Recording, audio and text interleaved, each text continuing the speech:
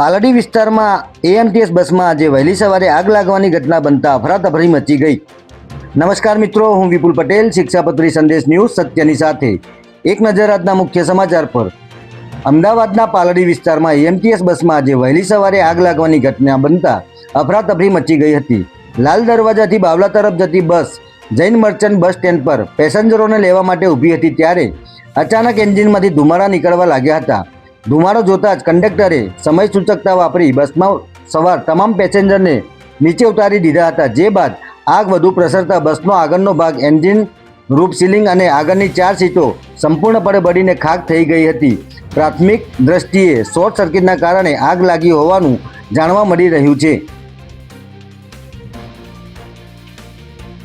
AMTS route 35ની બસ લાલ દરવાજાથી બાવલા તરફ જતી હતી. તે દરમિયાન અચાનક આગ લાગતા પેસેન્જરોના જીવ તાળવે ચોંટી ગયા હતા.